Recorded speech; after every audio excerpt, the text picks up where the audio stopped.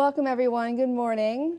Let me first say how grateful all of us at WHYY are to the many viewers, listeners, and members who joined us this morning for today's program. My name is Adrienne Webb-Schulman, and I have the privilege of serving as WHYY's Plan Giving Officer. I work with WHYY members who are considering a legacy commitment to WHYY, and I'll be your host today. At WHYY, as many of you know, we are rooted in providing Greater Philadelphia access to news, information, and opportunities for lifelong learning. In light of that, it is our great privilege to present today's workshop with the Pennsylvania Center for Employee Ownership.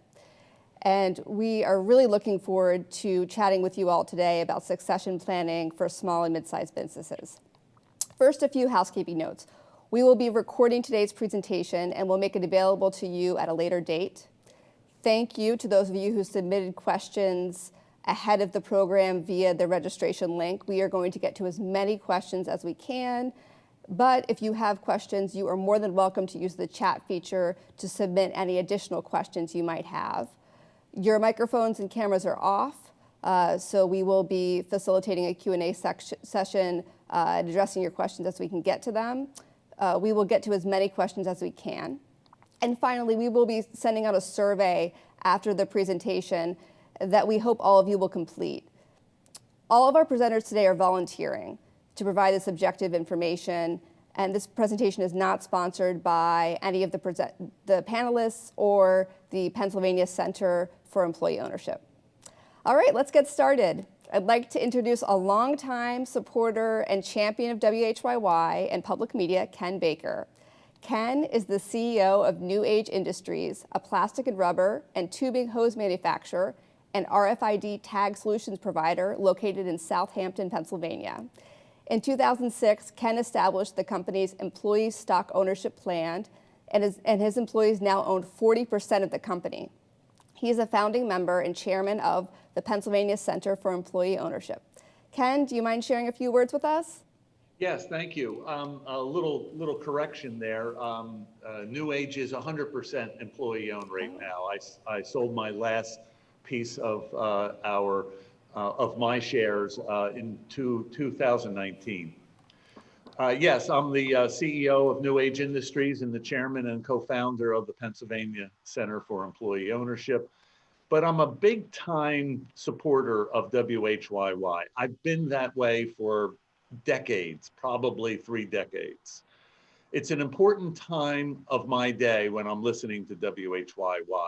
My drive into work and drive back home. WHYY does wonderful work in the Delaware Valley, great news and information that I really rely on. And it helps me with my Friday night date night with my wife, with telling her about some stories that I've heard on the radio. Morning Edition and All Things Considered are, in my eyes, a can't miss every day. And of course, Wait, Don't Tell Me during the weekends is always great for a laugh. My company, New Age Industries, is a big supporter of WHYY, as well as my mother's foundation, my late mother's foundation, which is the Kitty Baker Foundation. It's also a supporter of WHYY. And WHYY is terrific that they're dedicated to employee ownership. It shows the commitment of the station to the citizens of the region. And I hope you enjoy this presentation. I hope you get some understanding of how employee ownership works and how it can transform not only a company, but the whole idea of work. Back to you. Thank you so much. Okay, thank you. Great, thank you, Ken, and thank you, Adrienne, and the entire team at WHYY for the opportunity to partner with WHYY and share a bit about a very important program that, unfortunately, very few are familiar with, and it's called Employee Ownership. And thank you to all those who are attending today. My name is Kevin McPhillips, and I'm the Executive Director of the Pennsylvania Center for Employee Ownership. We're a Pennsylvania volunteer nonprofit organization, and we'd like to talk to you today a little bit about employee ownership. We begin with a problem, And the problem is that over the next 10 years, over 4 million companies in the US, large and small, will transact as a result of the aging of the baby boomers. And there's a limited amount we could do about that. Next, please. Every day, 10,000 Americans turn 65. And today, over half of US small businesses are owned by people who are over the age of 55. And of them, 70% of them, based on research, 70% of business owners over 55 have no plan today for succession of their business, what exactly they're going to do with it. Compounding this is that 30% of workers 55 and older have not a penny saved for retirement. And well over half of those over 55 have less than $50,000 in savings. Next. The Pennsylvania Center for Employee Ownership is a nonprofit organization. We're a 501c3 with a simple purpose. We're here to try to raise awareness about a remarkable program called employee ownership. Next, please. And it all begins with knowing what your goals are. My colleague Ed Renninger is going to talk in detail a little bit about this in just a moment. But it starts there. If you leave today with nothing other than thought that I need to be thinking about what I'm going to do to transact my business or the family business, then we've succeeded today. We're going to talk about employee ownership. But if employee ownership isn't the right thing for you, make sure that there is something that you're thinking about. Next, please. So what are we doing here? A variety of things. Employee ownership can create real value for owners, and it can preserve their legacy. It can keep businesses here in the Delaware Valley, across the state, New Jersey, Delaware, Pennsylvania, and it can save jobs and it can create jobs. We want to create real futures for our employees. We want to bolster the community and create a rational economy for everyone. There's a variety of different kinds of employee ownership. And you may be familiar with, for example, a food co-op, Weaver's Way here in Philadelphia, or the West End Co-op out in Pittsburgh. And those are typically for smaller businesses.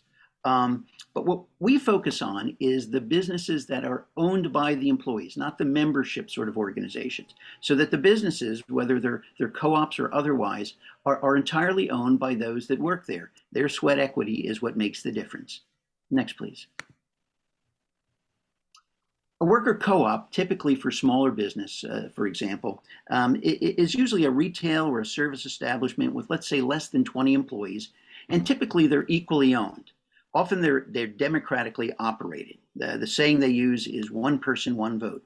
But that's not a requirement. They are actually run in many different ways, as long as the employees jointly own the business.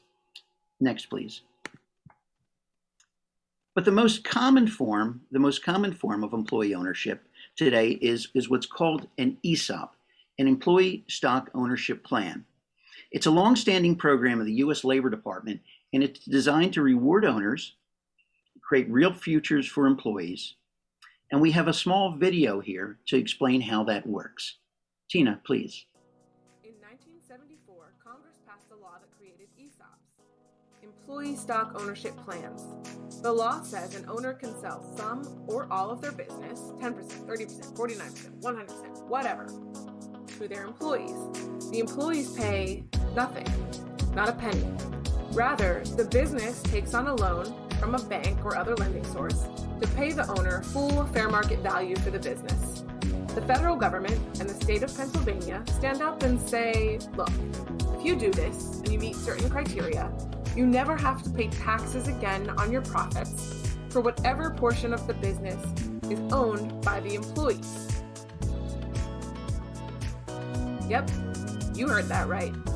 If you sell 100% of your business to your employees through an ESOP, you pay no tax on profits. And guess what else? You can keep full control of the business. It still runs traditionally, it's just now your employees have a real stake in the game. Meanwhile, the tax savings pay off the loan, and once the loan is paid, what can your business do with all that extra cash? Well, it can grow. So to answer the question, what is an ESOP? It's a lot of things. A flexible, tax-advantaged tool for business succession, a way for the owner to take some money off the table, and a retirement plan for employees that creates a real financial future for them.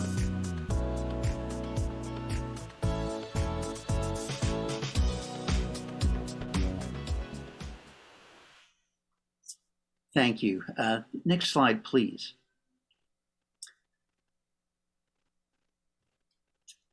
And the next, please. So just to recap, and I want to clarify that the information in the video is for what are called subchapter S companies, typically privately held businesses. There are other benefits for large corporations or C Corps, but this basically works like this. The owner sells some shares. The employees get the shares, 10%, 20%, whatever they want to do. The business takes a loan, usually from a traditional source like a bank. The federal government and the states of Pennsylvania, New Jersey, and Delaware forgive the tax on profits. The tax savings serves to pay off the mortgage to the bank. The owner gets paid, and the employees now have real shares, real beneficial shares in the business. And if it was a partial ESOP, then the owner a couple years later could repeat the process and do another 20 or 30%. Next slide, please. And virtually no one knows about this today, which is why we exist. Next slide, please. Employee-owned businesses are on average 8 to 12% more productive. Surprise, surprise. Employee-owned companies keep businesses here in the US. Employees on average have 2.5 times more retirement savings than non-employee-owned businesses. And that's average. Some have much more than that. It rewards owners, it creates real retirement for people, it creates jobs, it stimulates the economy, and it reduces a burden on government. Next, please. Here's some examples of some companies you may recognize, both Wawa and Sheetz, which is sort of the Wawa of the western part of our state, are partly employee-owned. If you've ever had an ice cream cone, it was probably a Joy cone, and that's 100% employee-owned business. Next slide, please. Some national companies you may recognize. If you've ever had a Harpoon beer, that was an employee-owned business. Winco is the Aldi of the West Coast, and Publix is the nation's largest supermarket chain at 40,000 employees, and it's entirely employee-owned. At this time, I'd like to introduce my colleague, Ed Renninger. Ed is the president and CEO of SES ESOP Strategies, a Pennsylvania-based legal and consulting firm that works exclusively with companies to help them navigate the process of employee ownership. Ed is a nationally recognized expert and speaker, and he's worked with hundreds of companies nationwide. Ed is also a dedicated volunteer of numerous nonprofit organizations, including the Pennsylvania Center for Employee Ownership. We're grateful to have Ed with us here. Ed, you want to say a few words? Great, thank you, Kevin. Thank you all for participating this morning. So they've given me the unfortunate task of trying to take what is a technical subject and explain it in layman's terms. And so we have a couple slides to help me do that. So if we can please move the slides forward here to the next one. Here we go. So this is a slide that I like to spend a lot of time talking to our clients about when we're trying to figure out what it is that's important to them and what they're trying to accomplish with their business. And I don't want to understate how important that is to try to understand goals and objectives. At the end of the day, trying to come up with a transition structure that is most likely to accomplish your goals and objectives should be priority one of whatever advisors you're working with. Because at the end of the day, if you sell your business to a third party and it only accomplishes some of your goals, and there was another mechanism that could have accomplished more of your goals, then it's successful on some level, but it's also a failure on some level. So the goal should be, when you're working with an advisor and you're trying to find the right advisor you're working with, is to try to find one who is very focused on your own goals and objectives. So at the end of the day, the structure you come up with is one that you're comfortable with and is most likely to accomplish your goals and objectives. So what we have here on this screen is a couple different ways that you can transition your business, some of the more industry recognized ways to transition your business. And I wanted to spend really a few moments this morning talking about them and comparing some of the pros and cons of them to the pros and cons of an ESOP. And I don't have a bias here. At the end of the day, I want to make sure that the transition you work on is the one that's right for you. So what you see across the top of the screen, and I understand that this slide takes a little bit of explanation, so bear with me here as I dig into this. What you see at the top of the screen there are various different ways to transition your business, from giving it to your family or maybe selling it to your family on the one side, to doing what we call an initial public offering, which is all the way on the other side, with a variety of different other mechanisms in the middle, from selling to the family, to selling to your management team, to selling to an ESOP, to selling to a third party, a minority interest to a third party, or maybe even 100% of the company to a third party. Now, what's interesting is some people, when they look at the various ways to transition the business, tend to focus on the first row down called cash consideration. In other words, how much money are you going to get for transitioning your business? And that's important. I don't want to minimize how important that is to a business owner. But what I found when talking to business owners is, although that may be priority one, it's certainly not the only thing that's important to them. And so in a lot of conversations I have with business owners, when they're thinking about transitioning their business, they bring up things such as, well, how do I make sure that my employees are going to be taken care of when I sell my business? How do I maintain the legacy I have in my business from my parents who started the business and then transferred it to me over time? How do I make sure that the business stays in the community because it's an integral part of the community? Now, not all owners say that, but many owners do when I talk to them. And when I hear things like that, what it is it's an opportunity to talk about the pros and cons of the various different ways of selling a business, besides just how much money I get out of the business. And so what we've tried to capture on this chart here are various different mechanisms to transition ownership and the pros and cons. So green effectively means this is really good at doing it, and red means it's really bad at doing it. So for example, if I gift my business to the next generation of my family, that's really good. It's green for maintaining family control. On the other hand, if I sell it to a third party, it doesn't accomplish that at all, hence it's red. So when you start getting an understanding of green means good, red means bad, and then yellow or anywhere in between is kind of in the middle, you can start to understand how the various different mechanisms are good at accomplishing these goals. The reality is, if you sell to a third party, you might get more value, and that's not a given. In many cases, we can get as much value in a sale to an ESOP as you might to a third party, but it will not be good at maintaining legacy. It will not be good at rewarding your employees or incentivizing, minimizing cultural disruption. So if those things are important to you, that's where an ESOP tends to play pretty well. Why? Because when you sell to an ESOP, which is a type of a retirement plan, and I'll talk just a little bit more about that in a few minutes. When you sell to an ESOP, what you're effectively doing is selling to a retirement plan that's set up to benefit your employees over time. And because the ownership is benefiting your employees, everything tends to stay the same. The employees tend to continue in the same jobs they had. They're not going to lose their jobs. The management team now has direct economic incentive via their ownership in the ESOP, and maybe even some additional ownership outside the ESOP, to continue to grow the company, to continue to maximize profits. Because at the end of the day, how the company grows over time now is going to ultimately benefit that management team and the rest of your rank and file employees. So as you can see, an ESOP is really good at maintaining legacy. Ken tells a story, and I'm going to steal it from Ken because I don't know if he built it into his presentation or not.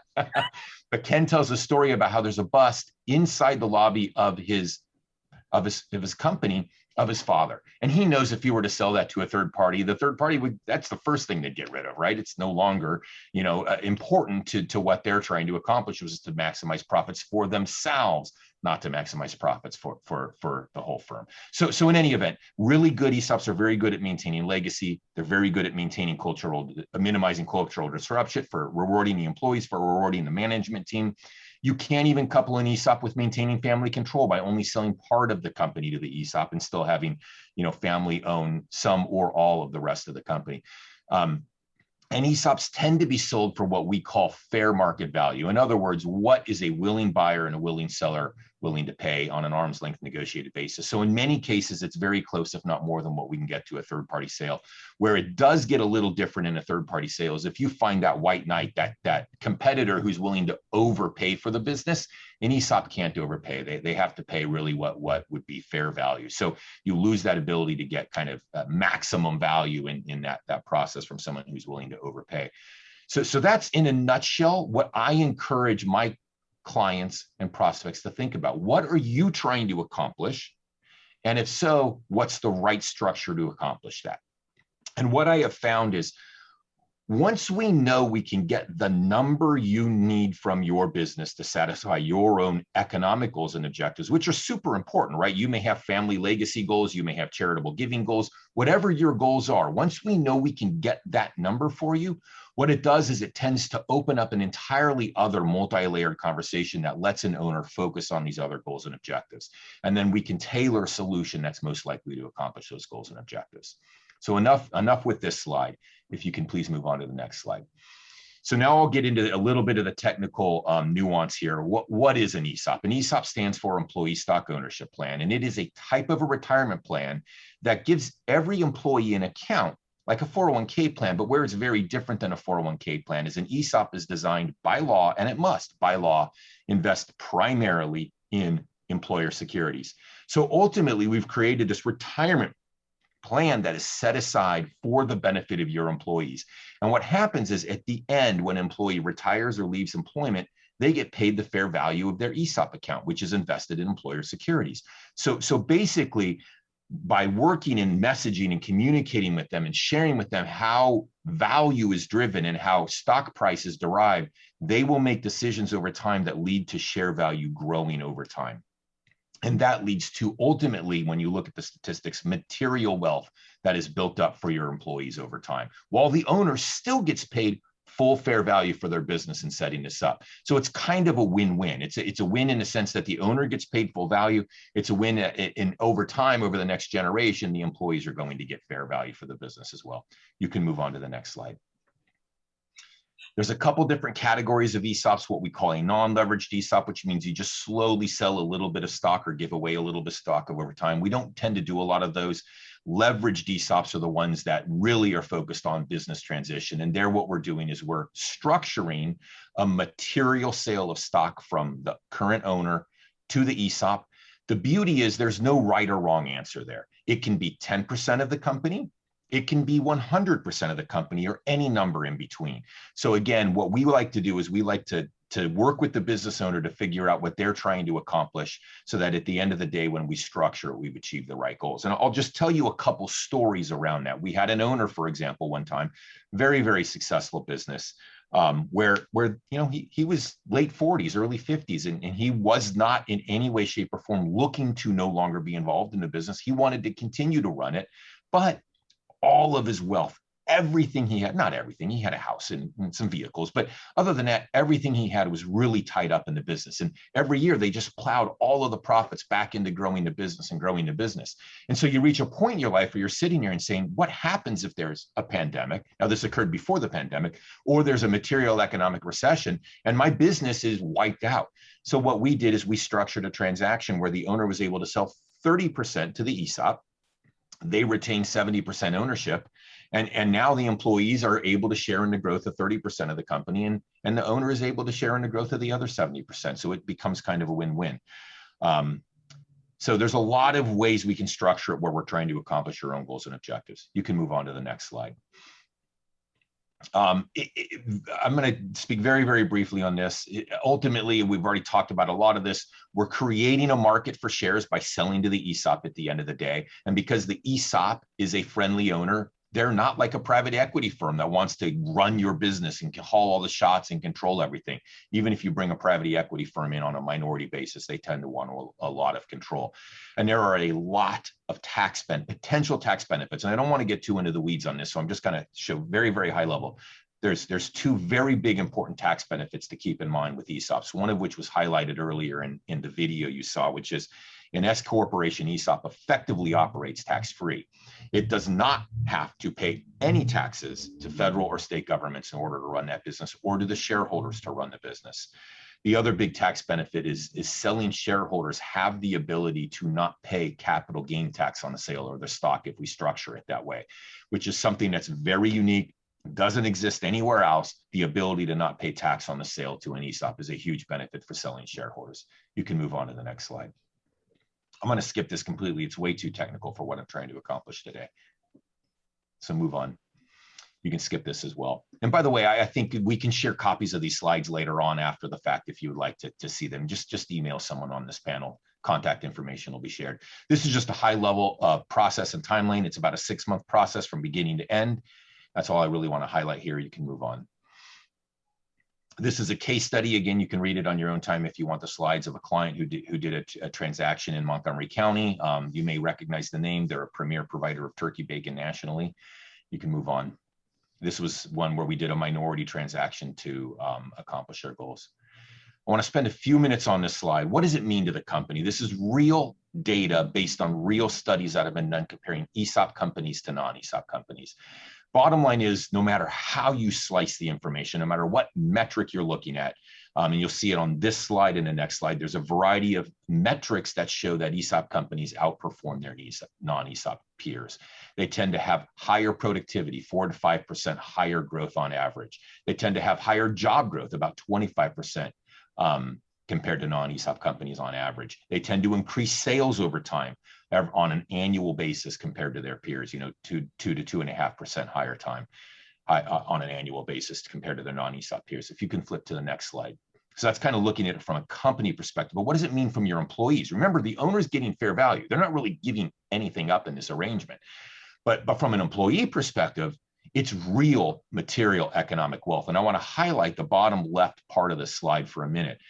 It says here, employees at ESOP companies have 2.5 times greater retirement wealth than employees at their non-ESOP peers. That is not a typo. That is a remarkable statistic. 2.5 times retirement wealth because they work for an ESOP company, because all that value that grows in the ESOP gets in their hands at the end of the day.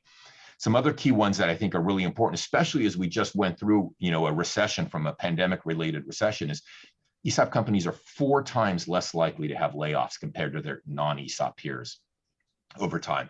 And employees at ESOP companies, not only do they have greater retirement wealth, they tend to have greater wages as well. So their wages tend to grow a little higher on an annualized basis than their non-ESOP peers. I think there's one last slide, and then we're going to call it quits here.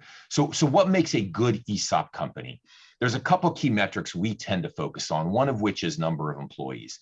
If you have 20 to 25 employees, you are probably big enough to be able to support an ESOP. You need to be profitable. In other words, if you're losing money every year, an ESOP is not going to be a good fit. It's not a good exit vehicle. You need to probably be looking at other sorts of transition mechanisms.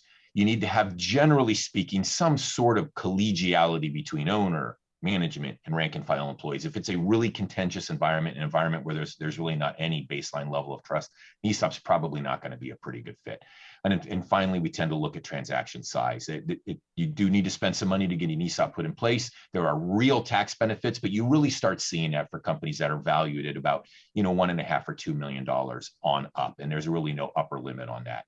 And that's basically it. I think that's really the end of my remarks, and I think I am supposed to now hand this back over to Kevin. Thank you very much for your time.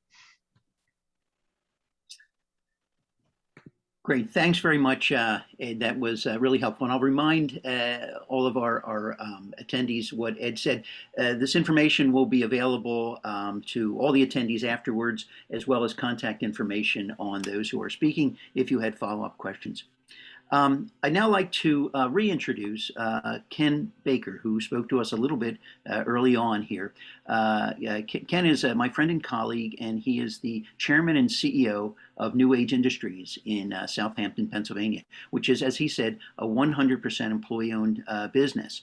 He's also a chairman and co-founder of our organization, the Pennsylvania Center for Employee Ownership, and he's the founder of the relatively recent Baker Center for Employee Ownership and Business Transition at Montgomery County Community College.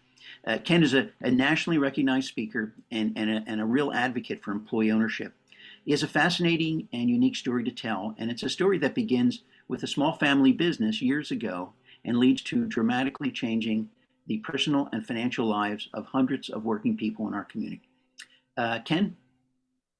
Thank you, Kevin, and thank you, WHYY, for putting on this program. It's terrific. I feel it's going to do wonders for a lot of citizens in the Delaware Valley. Can we see the slides, please? So I call my situation the perfect exit. It's a situation where I've been working for probably 50 years of my life. I started at age 6 working for the company. This whole idea of employee ownership was very interesting to me way back when. And so this is kind of my story about my perfect exit. Next slide. An ESOP is a wonderful tool to use as a business owner, as a leader of an organization in order to transition an organization. My story is very interesting in that I started in the mid-90s to learn about employee ownership through a seminar. And in 2006, I started the ESOP. Next slide. So this is a case study about my journey as a leader of an organization that decided to transition the organization into an ESOP. Next slide. So some of the specifications or some of the facts about New Age, we have close to 300 employees. We've been in business for a very long time, 66 years. My father started the business. I'm second generation.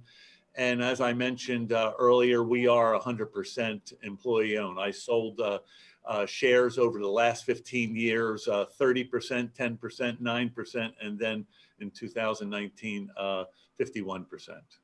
Next slide. So we are a manufacturer in Southampton, Pennsylvania. We manufacture plastic tubing and hose and rubber tubing and hose and fittings for a wide variety of applications. Next slide.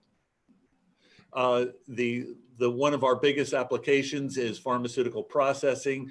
We provide tubing and systems for making vaccines. Matter of fact, we are providing tubing and systems to Moderna, Pfizer, and J&J right now to make the COVID-19 vaccines. Next slide. And we also have a division that does RFID tagging solutions for medical device. Next slide. We have manufacturing equipment, extrusion equipment, molding equipment, all different types of manufacturing equipment. Our core competencies are extrusion, molding, and assembly. Next slide. So share price over the years has really skyrocketed over 1,400% since the inception of our ESOP. We started out at $45 a share in 2006, and last year we were at $15.08. So our employees have really benefited from the value of our share value. Matter of fact, we have 32 millionaires working here at New Age, and some of them are hourly employees making $16, $17 an hour. The longer your employees stay with the firm, the wealthier they get. Next slide.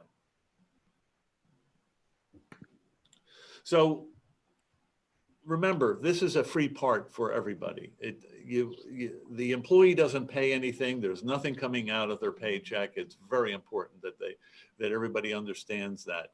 So we did talk about the tax advantages of this, but it's not a tax-free program that the federal government set up. It's a tax-deferred program. We are 100% federal and state tax-free, but the federal and state tax authorities do get their taxes when the employee does retire and then takes the money out of the, let's say, the retirement plan, and then spends the money. They have to spend, they have to pay their ordinary income on that. Next slide. Now, continue, please. So this is the story that Ed stole from me. Thank you, Ed. My father, come on now. This is the bust of my father who started New Age 66 years ago. And I'm very proud of this bust because, you know, it really gives memorial to him who really slaved day and night to start the business. I remember him coming home and, you know, just falling asleep in the chair after, you know, 18-hour days. So, and as Ed said, you know, what would have happened to that bust if I sold to my competitor or to a private equity firm or someone like that? Next slide. So here's another story that Ed didn't get to tell. That is my story. So our plant is a very large plant, 244,000 square feet, lots of fork trucks bringing raw materials to the end of the production line, bringing finished goods to the warehouse. And so I do my MBWA, managing by wandering around every day when I'm in the building. And so I say good morning to everybody. How about those Eagles? What a great game last weekend. And happy birthday to Joe or John. And so one day I'm out in the plant and I see one of the fork truck drivers laying a patch with the fork truck. He's beating up the fork truck. He's beating up the wheels of the fork truck. He's beating up the floor of the fork truck. And so I go up to him and I say, why is it that you're beating up your fork truck? And he kind of goes like this. And I say, here's a better question. Why are you beating up Joe's fork truck? Because he owns that fork truck too. And his head goes down. It's a different conversation from a management standpoint. They own that fork truck. They own the floor. They own the racking. They own the scrap that hits the floor from the production lines. It's different mindset on how a employee really views their work. He's no longer an employee, he's an owner, or she's an owner. Next slide. So this is Bill's. So anyway, in conclusion, I view that the employee-owned movement is probably the best business model out there. There's no other business model, as Ed was talking about, that gives you so many different aspects for the leader of an organization to actually engage the employees, to get them to actually embrace the goals of the organization and to achieve them. And then at the same time, they actually benefit as the success of the organization happens. So I know we're running late in time, so why don't we continue with the rest of the presentation. Okay, Ken, great. Thanks so much. That was a terrific analysis, and it is a marvelous company. I've been there. It's extraordinary. You feel a difference when you walk into the organization. I'm pleased now to introduce my colleague Bill Stockwell. Bill Stockwell is the chairman and chief technical officer of Stockwell Elastomerics, which is an employee-owned business and actually fourth generation privately held firm located up in Northeast Philadelphia. Since its founding in 1919, over 100 years ago, the company has been led by members of the Stockwell family, and Bill served as the president from 1980 through 2020. The strong desire to perpetuate the business legacy in Philadelphia guided Bill to begin transitioning ownership of the business to an ESOP trust in 2017. Bill has a very special understanding of the value of his employees and has been an active advocate and supporter of employee ownership. Bill also works closely with members of the community to create opportunities for re-entering workers and supporting the neighborhoods and by creating good paying jobs. The Philadelphia region is fortunate to have Bill as one of its leaders. Bill? Thank you, Kevin. I'm going to tell our story as we scroll through some slides. So for the viewers, try to focus on the people in this slides. And I'm going to tell my story and we'll just roll through this together. So the story of Stockwell Rubber Company, now Stockwell Elastomerics, spans 102 years. My great-grandfather, Frederick Elbridge Stockwell, who was shown on the far left, started the business in 1919. I am the fourth generation to have the privilege of leading the business. You may wonder why you see 5 people. My great uncle Frederick succumbed to leukemia in 1948, and my grandfather stepped in to lead the business for 20 years. Interesting fact, in the 1950s, Stockwell Rubber Company supplied gaskets for every RCA color television made in Camden, New Jersey. Picture that. TVs made in Camden. So I love the old historical photos from the 1930s, 40s, and 50s, the hats, the overcoats, the casual cigarettes. Thankfully, we saved these pictures in the book. They hold a history and they serve as a good reminder of the legacy of our family's business. This is my father, Elbridge Forrest Stockwell Jr., and one of his best friends, Bill Persing, who served as a great salesman for 45 years. I had the pleasure of working with my dad and Bill for over 20 years. We prided ourselves in working very hard for our customers. On behalf of serving our customers, we also embraced deep friendships and strong working relationships. That's Bill on his retirement day. We moved from our location in the Fishtown neighborhood of Philadelphia to Northeast Philly in 1981. Since then, we've added buildings, we really spread out. We actually bought some additional land and expanded capacity in 1996, 2000, and 2017.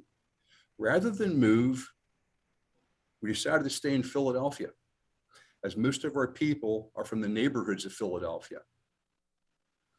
From 2001 through 2005, we felt a lot of pressure from major customers to set up a production facility in Asia. We were losing the high volume business as we could not match the Asian pricing. Some customers told us to forget about any new business until we set up a shop in China. We declined. So we changed our business model to serve customers with in specialty technical markets, those requiring lower quantities with high product mix and complexity, value dense requirements, and doubled down on our core business, fabricating and molding silicone rubber. It was hard but necessary to save the jobs of the people you see in these pictures. My decision to stay in Philly and focus on North American business did not pay off immediately. In 2003, well, it was a very dark time for me, as the general economy was still recovering from the technical recession, the technology recession of 2000, and also 9/11. Our competitors who set up shop in Asia appeared to be thriving. However, the tide turned. The major technology companies who set up the contract manufacturers in Asia were unable to receive some of the specialty silicone rubber materials that were essential to their design requirements. By 2006, 12% of our business revenue was exporting. silicone rubber gaskets to assembly locations in China. Pretty amazing. That business still continues. Stockwell Elastomerics provides custom silicone rubber gaskets and materials to our global supply base or customer base from our Northeast Philadelphia facility. Our current customers include SpaceX, Lockheed Martin, Baxter Healthcare, and Medtronic, and a long list of technical companies. The fellow in the middle is not a manager, he's a group leader on the floor, training 2 new guys. We're really proud of the fact that our employees train each other. We didn't have management on the floor doing the training. So I'm showing these slides of the people who made up our family business over the years because they hung in there during these challenging times. They helped us create a rapid response production model that won new business in the global technology sector. I'm grateful for the crew who stayed with me. And I'm proud that we've become a more diverse company. We represent a broad cross-section of American culture. We have at least one of everything in our company, believe me. We are proud to be an urban manufacturing business, a successful urban manufacturing business. But there are no more Stockwells in the business. I'm it. There is no heir to succeed me. The assumption was that I would sell the business. After all, there was plenty of interest. Okay, people call all the time, but what might happen?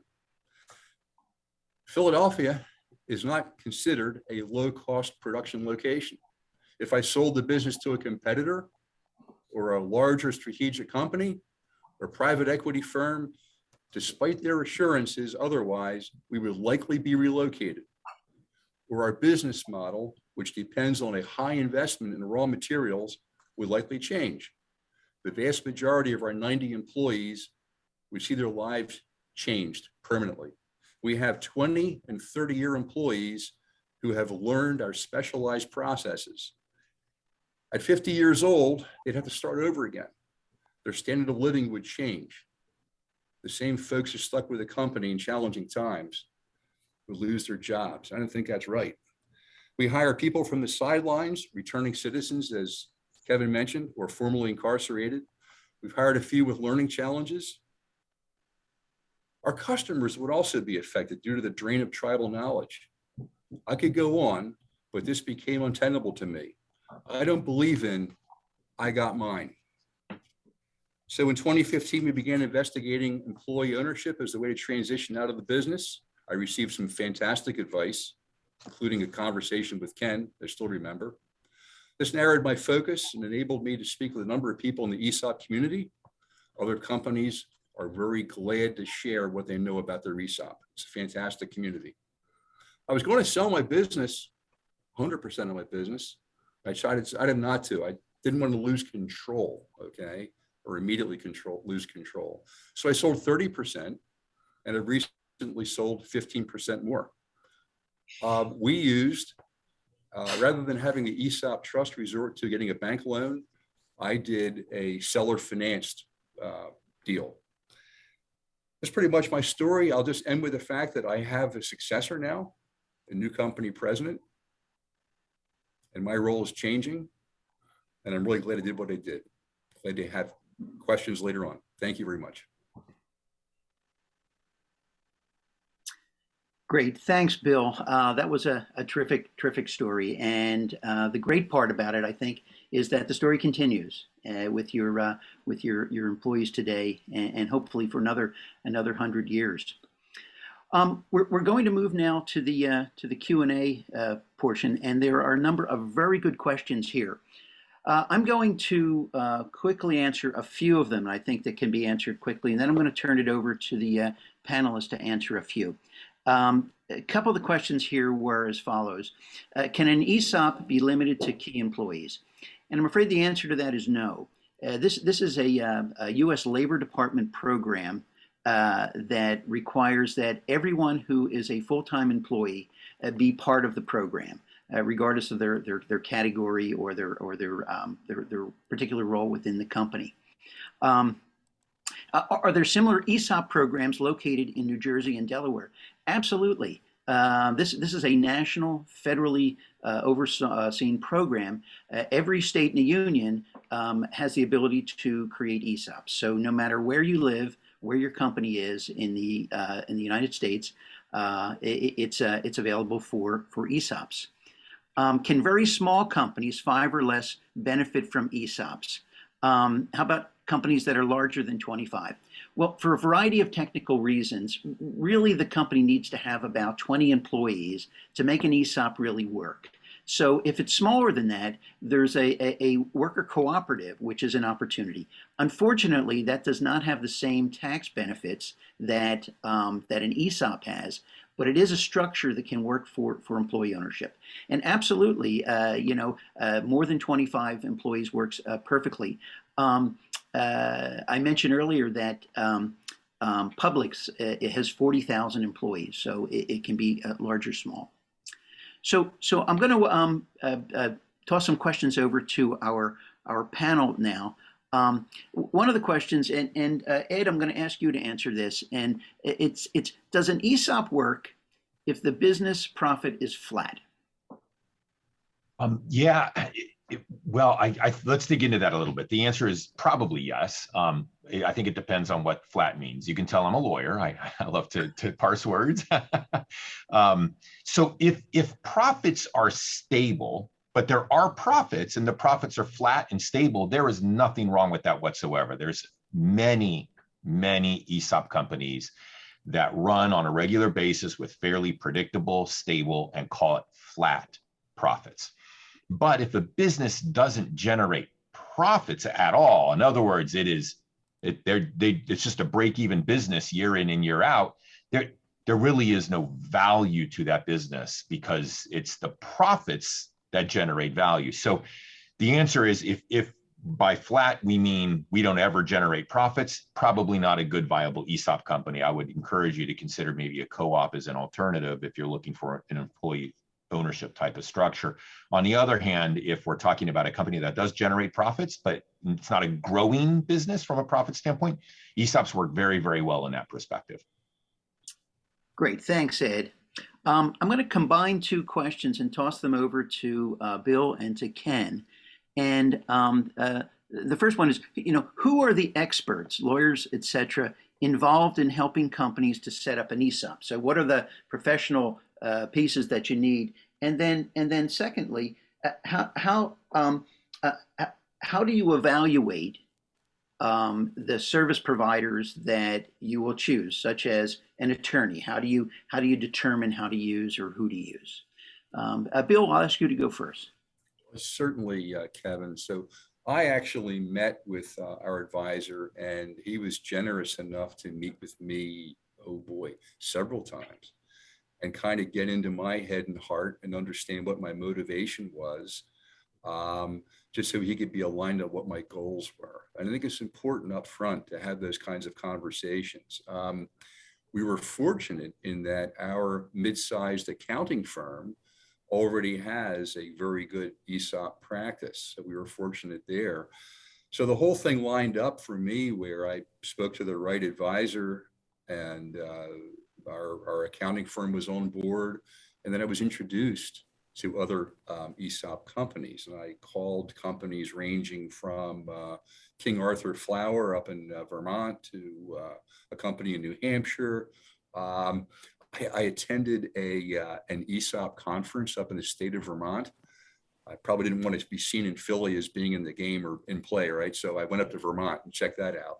Got a lot of great information. Met the CEO of Harpoon Brewery, by the way, you mentioned that earlier, and had a good talk with him. So I learned about there's a community. I wasn't alone in this thinking. I'd had a good conversation with Ken Baker at one time as well. But you've got to put the time in up front to understand and get into your own heart and mind what your goals are. Hey Ken, what are the different professionals that you need to set up an ESOP, and how do you evaluate the attorney that you're going to use? Right. So you need an attorney, you need a third-party administrator, you need a valuation firm to come in once a year to evaluate the firm. You need your accounting. organization. And you also need a communication company, which can help you with your messaging to the rank and file. That's very important. And so you also need a banker if you're going to do funding of it, not as selling shareholder funding. So to answer the one question, how do you find these individuals? Well, the PA CEO has a website, and they have actually a list of vetted, very well vetted ESOP professionals. And that page, you can get all these different individuals. Now, how do you select it? Well, you know, with any type of very important supportive person to the business, you have to interview them, and you got to make sure that they have the information that you want, and that they work with you well. So that's really a personal thing. I would say you go to that page and call 2 or 3 of them and have a conversation with them and see if they match with your personality. Thank you, Ken. That was really good. I'm going to try to cobble a couple questions together here that are related. First, are ESOP companies usually selling products, or does this model work for service companies as well? And the answer is absolutely. About 22% of businesses today that are ESOPs are in the manufacturing arena. But the other 78% span all other forms. There are, service organizations, retail organizations, construction companies, software businesses. We're seeing a lot more in the software and IT world actually coming into this. So, and do ESOPs work in real estate ventures? Absolutely. There are real estate organizations that are employee owned as well, so they can do that. Toss one over to Ed again, if I can locate this again.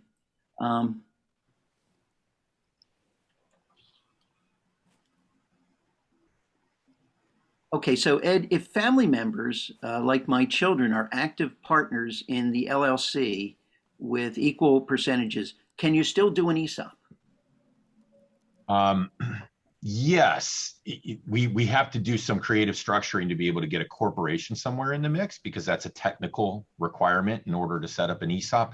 But we deal with those LLC situations all the time that in some cases have equal ownership, in some cases have very different ownership. There was a client we worked with one time where it was an LLC structure where the parents still had 100% of voting control, even though they only owned like 1% of the company, and the children. The one child who was running the business had 50% ownership, and then the 2 other children who really weren't involved in the business at all had 25% ownership. And those are sticky situations, right? I mean, the reality is when you're dealing with family dynamics in businesses where everyone is not necessarily involved in the business, it can really kind of create some familial tension. But the reality is you're dealing with that regardless of how you transition a business. So whoever you're working with, you need to get comfortable that they have the ability to navigate that familial dynamic in a way that is not going to destroy the relationships in the long run. But technically, we can deal with that. We just have to make sure we're managing the family dynamics are really candidly the harder part of that rather than the technical piece. And I'm going to keep you on the spot here. And Sure. There's another question I think is a good one. What happens if an employee quits before retirement? And maybe you could introduce the plan document. Sure, absolutely. So an ESOP, as I mentioned earlier, right, is a type of a retirement plan, which means it comes with it a whole set of rules and regulations and things that we need to follow to make sure we're following the retirement rules. And there's a lot of nuance there and a lot of complexity. But to oversimplify it, if you wanted to think about how a 401k plan, like a matching contribution to a 401k plan is administered, ESOPs in some ways are similar to that, in the idea that employees have to work for you for a certain period of time before they're eligible to get an ESOP contribution. Even if they get an ESOP contribution, they have to work with you long enough to vest into that ESOP contribution. So there's this structure around which we can memorialize these rules, and you have some flexibility in which rules you want to choose when you're running your ESOP into a formal ESOP plan document, just like you would have with the 401k plan or a formal profit sharing plan. And so that document is going to control and give guidance on these rules that we follow as we're administering the ESOP on a daily and on an annual basis. So vesting schedules, eligibility, things of that nature. Part of what the ESOP document will also cover are distribution rules. And that's really what we're focused on in answering your question here. The reality is, if someone has worked for you long enough to fully vest in their benefit, then they become entitled to get paid on the value of their benefit someday. The interesting thing is, with an ESOP, different than a 401k plan, is if someone leaves before they retire, in other words, before they're age 65 and before they have 5 years of service, is the general retirement rule we tend to have in most of our ESOP plan documents. They have to wait at least 5 years before they start getting their ESOP benefit. Still entitled to get paid whatever they're vested in, but they have to wait a while before they get paid. And in addition to needing to wait those 5 years, they also get paid over a 5-year period of time. So in most 401k plans, usually immediately on termination of employment, someone's entitled to a lump sum distribution, right? In an ESOP, because it's illiquid employer securities, what Congress has done is they've given us the ability to stretch those payment terms over time. So you can wait a while before start making payments. You can spread them out over a period of time. And the benefit of that is it gives the company the ability to generate the liquidity to pay for the value of the stock.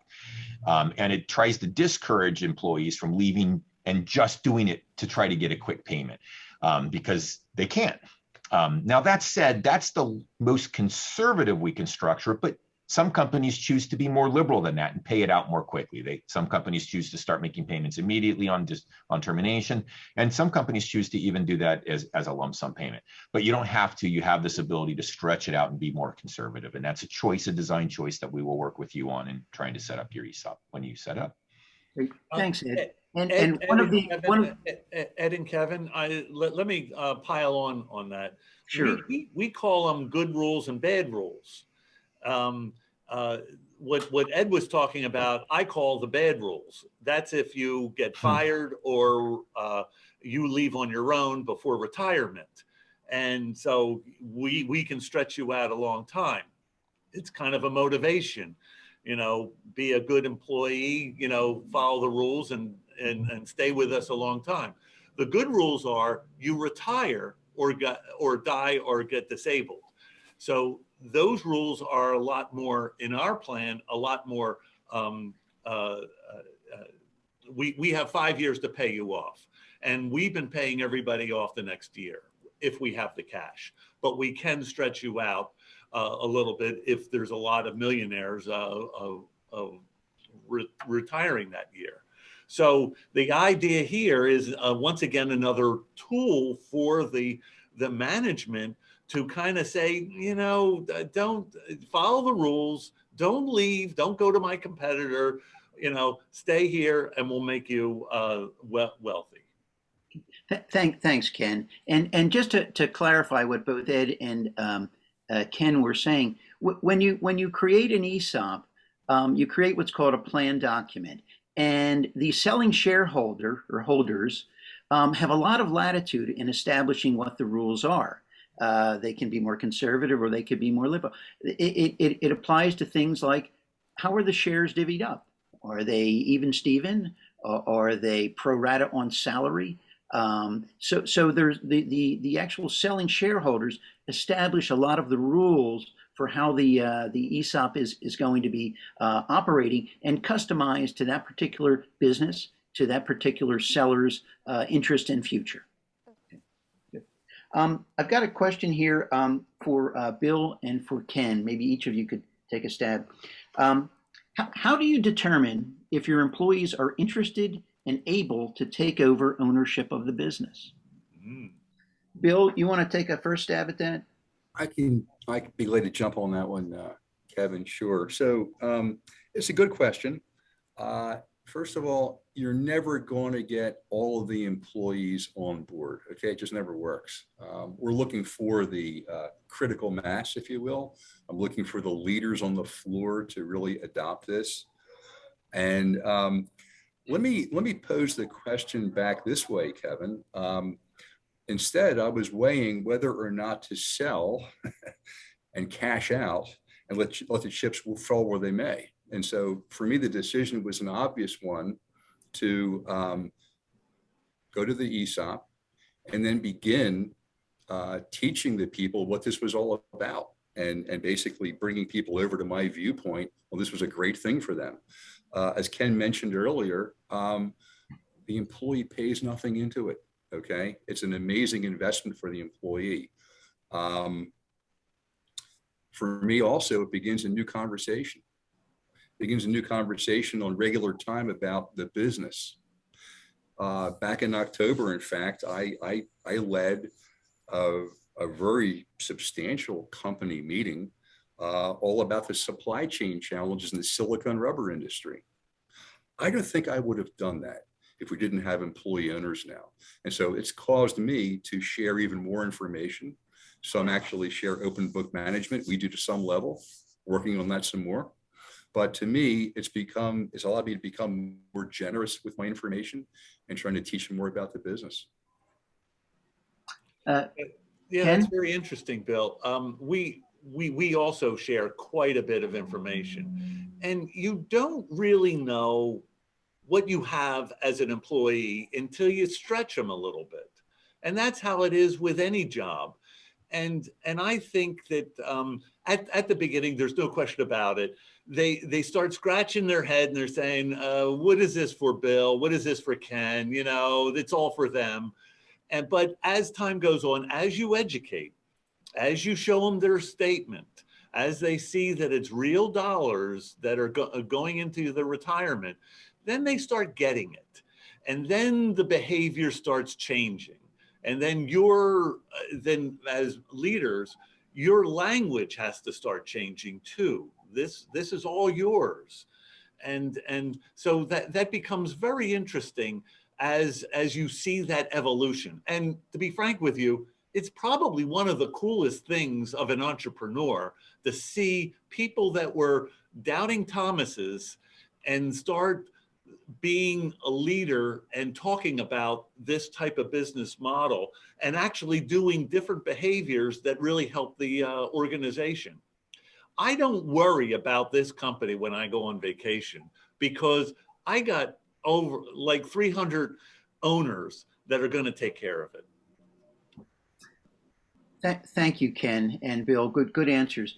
Ed, I'm going to jump back to you if that's okay. One of our questions here is, I'm interested in any tax strategies to consider in order to preserve the family business. Can you talk for a minute about C corporations? Sure. Yeah, I'd be happy to. Thank you, Kevin. So the ESOPs are almost the nirvana of favorable tax planning. And it's kind of fascinating on some level that they're as advantageous as they are. But the ESOPs kind of hold a special place in Congress. They're a creature of Congress. They exist because Congress wrote them into the law. That's why they exist. And there's really kind of two big aspects of ESOPs that tend to make it a very bipartisan structure. On the one hand, as we've talked about extensively, it's very pro-employee. They benefit employees in the long run to an unbelievable amount. So that tends to appeal to a lot of Democrats. On the other hand, they are very tax efficient. And the tax breaks that are built into the tax code tend to be favored in large part by Republicans. Now, I know those are broad over generalizations, but the reality is when you look at legislation in Congress that is pro-ESOP, they are bipartisan, truly bipartisan. They tend to be supported by equal numbers of Democrats and Republicans. But we haven't really spent a lot of time, to this question's point, talking about the tax benefits. So let me do that a little bit.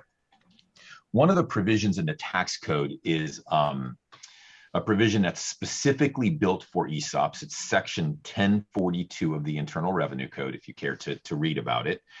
And what it says is if an owner sells at least 30% of a company to an ESOP, and at the time of the sale, the company is a C corporation, that enables the owner to take advantage of a deferral of paying capital gain tax on sale.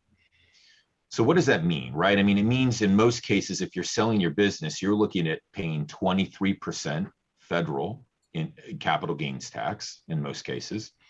And there's been some talk about increasing that. You're also looking at paying capital gain tax to whatever state you happen to reside in. And Pennsylvania is what, 3.07%. I don't know what Delaware is off the top of my head. New Jersey is much higher than that. So you're effectively, many business owners are looking at paying, 30, in some cases 35 or even 40% of the value on the sale to the federal and state governments in the sale. So if you instead take advantage of this 1042 deferral mechanism, then you are able to not pay that and you're able to effectively put more money in your pocket. Now, there are some hoops you have to jump through, one of which I mentioned, you have to be a C corporation. Another hoop is that the business owner has to reinvest the proceeds into what the Congress calls qualified replacement property, which is effectively debt or stock of a U.S. operating company. The good news is that there are very good financial advisors out there who have structured portfolios to take advantage of buying this qualified replacement property, which lets you meet the investment requirements, but still give you the ability to generate real liquidity from the transaction, because why would you do this if you can't have cash? So there are structures and vehicles in place that let you buy that qualified replacement property, but still have material liquidity from the transaction so you can meet this. Now, carrying it forward another step, the magic to this is if you buy that qualified replacement property and you hold that portion until death, you actually get it what's called a step up in basis on death, which means you eliminate ever needing to pay capital gain tax on the sale of the stock. That is magical. That's something that doesn't exist for the sale of your business in any other way, shape, or form, and really can not only get your employees real value by the sale that we've talked about, but also get the owner a lot more money in their pocket, which gives you a lot more value for estate planning purposes. So that whole mix, when structured properly, and it involves working with your lawyers, it involves working with your financial advisors, it involves working with your tax advisors to make sure we're structuring this all properly. But when you do that right, it is very, very valuable. And if you're thinking in the back of your mind, well, I don't have a C corporation, so I can't do this, banish the thought from your head. Because if you're structured as an S corporation right now, we can convert you to a C corporation and do that. And if you're structured as an LLC right now, we can still convert you to a C corporation to do that. So we can get you to the right structure to be able to take advantage of this if the numbers make sense. But you want to work with the right advisors to make sure you're doing it right and that the numbers really do make sense. Thank you, Ed. And I'm just going to pile on that because there's an interesting aspect to this, which is that if you are a C corporation and you elect the 1042, as Ed described, you're actually permitted after the transaction to convert to an S corporation and take advantage of the abatement of taxes on your profits. You're not permitted to do the reverse, to go from an S to a C to an S again. But there are some methodologies to work with that. Kevin, can I make a comment here? I forgot to mention something which I think is extremely important to the attendees of this webinar. It goes to the concept of the selling shareholder. So let's say of an ESOP, the selling shareholder gets fair market value as what Ed talks about. And then the selling shareholder is still part of the ESOP. And we said that all employees have to be part of the ESOP. So that means the selling shareholder now is part of the ESOP. And we also said that the employees don't pay for any of the shares or they don't pay for the shares. So let's summarize that. So the selling shareholders got fair market value, and now they're getting those shares back free in their ESOP account. Where do you go to get that type of benefit? That's crazy. And so I know Bill and myself, we have probably a very nice retirement plan, and we've already gotten fair market value. Just let that sink in, that concept. Great. Thank you, Ken. I'm going to cover a couple questions here. First of all, there was a question that said, What are the differences if you're a small nonprofit organization? Well, unfortunately, employee ownership doesn't apply to nonprofits, like, for example, the Pennsylvania Center for Employee Ownership. The reason is that there are no owners in a nonprofit organization. They're established ours is a 501c3, which is a charitable organization with a mission.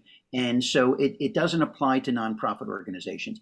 Nonprofits can have a variety of options for providing value for employees in other ways, but just not employee ownership. That's not one of the capabilities. There was a question, can you choose not to stretch payments over 5 years if the employee is leaving on good terms?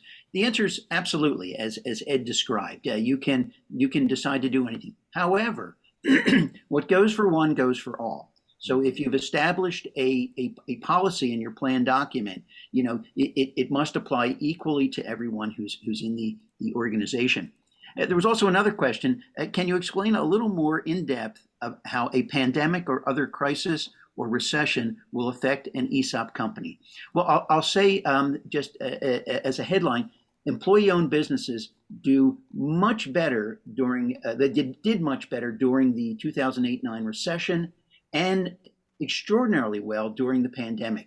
Without going into all the details, what I'll do is I'll share some research with Adrian at WHYY, and hopefully we can put that into the messaging that we send everybody subsequently. So I know we're coming close on time here. There was another question.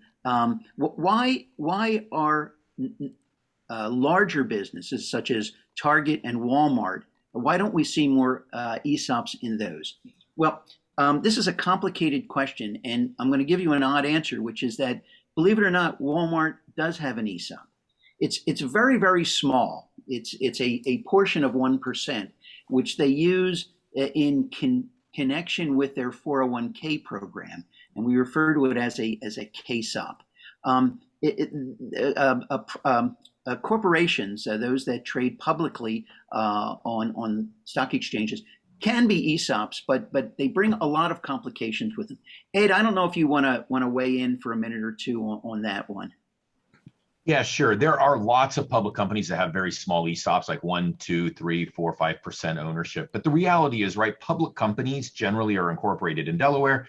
Delaware corporate law says that boards have a duty to maximize shareholder value. At the end of the day, every share you take from a public shareholder is $1 of less value to the public shareholders, and it's $1 value to the employees. So it's just a different mindset, a different framework that just tends not to think the same way as private business owners do. It's designed to maximize value for public shareholders.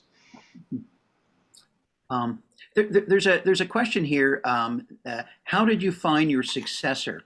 And I'm not entirely clear on the question, but what I will say is that one of the considerations that's really important in considering an ESOP, particularly if your plan is to do a 100% transaction, is to think about what happens the day that you leave the company. So in looking at an ESOP opportunity, do you have the management structure in place to continue the business successfully? And that's something that someone, for example, like Ed, would spend a lot of time dealing with their clients. There's a firm in central Pennsylvania called Restech, a wonderful company. They're a science organization, chromatography, and their ESOP, which is 100%, has been around for many years now. And what the former owner did prior to structuring the ESOP is he actually brought on additional employees for the express purpose of being able to take over as leadership of the organization. And after about 2 years of feeling that everything was really nicely transitioned, then he exercised the ESOP. So thinking about the future of the business and who the management structure is going to be going forward, Bill described that he's brought on a new president for the company, and he's there to mentor that person and make sure that they go forward with the same level of success that the business has had for over 100 years. So I think if there aren't any more questions, I think we've addressed most of what was asked. If not, certainly we'll have contact information on everyone that Adrian will send out afterwards, and we would welcome you to ask us anything.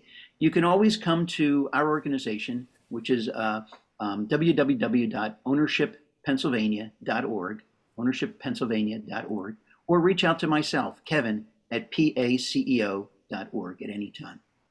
With that, we'll turn it back to you, Adrian. Thank you, Kevin, and thank you, panel, for a great presentation and a wonderful program today.